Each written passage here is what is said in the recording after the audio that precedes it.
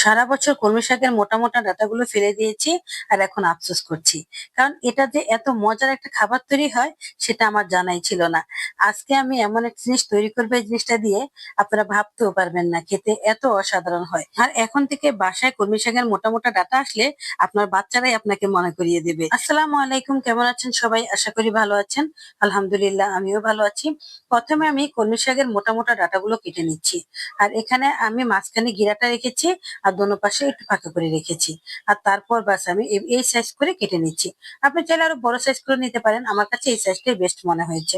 আর এই তো আমি এগুলোকে কি সুন্দর মাথা দিয়ে 4 ফালি করে করে দিচ্ছি। তবে পুরোটা ফালি করছি না, মাঝখানটা একদমই জোড়া লাগানো আছে।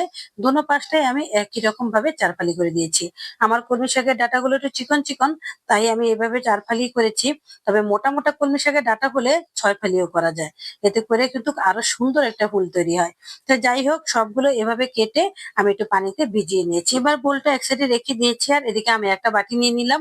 তার মধ্যে দিয়ে দিলাম পরিমাণ মতো বেসন। যতটুকু বেসন নিয়েছি তার 3 ভাগের 1 ভাগ চালের গুঁড়ো দিয়েছি। আর এখন আমি এখানে হলুদের গুঁড়ো, মরিচের গুঁড়ো, ধনিয়ার গুঁড়ো, জিরের গুঁড়ো আর লবণ দিয়ে দিলাম। তারপর আমি এগুলো পানি দিয়ে ভালো করে একটা ডো তৈরি করে দিলাম। ডোটা কিন্তু একদম ঘন হতে হবে, ঘন হলেই কিন্তু এটা খেতে ভালো লাগবে।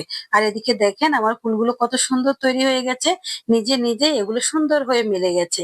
কি ভালো লাগছে দেখতে, তাই না? এবার আমি একটা একটা করে বেসনের উপর দিয়ে দিচ্ছি আর কাঁটা চামচ দিয়ে ভালো করে চুবিয়ে সুন্দর করে আবার তুলে নিয়েছি। এখানে কাঁটা চামচটাই ব্যবহার করতে হবে, না হলে বেসনটা কিন্তু বেশি বেশি উঠে একদমই ফুলের আকৃতি নষ্ট করে দেবে। তো যাই হোক, আমি এখন কাঁটা চামচ দিয়ে সবগুলো এইভাবে তুলে তুলে সুন্দর করে তেলে দিয়ে দিচ্ছি। দেখেন কত সুন্দর হয়েছে, খেতে যে কি মজা হয়েছে কি বলবো আসলে। আমি তো এটা ফ্রেন্ড হয়ে গেছি। আসলে আমরা সবাই কলমি শাক পছন্দ করি, কিন্তু যে মোটা মোটা ডাঁটাগুলো আছে ওগুলো আমরা তেমন কেউই পছন্দ করি না। এই শক্ত শক্ত ডাঁটাগুলো আমরা সব সময় ফেলে দিই, এখন থেকে আর ফেলা যাবে না।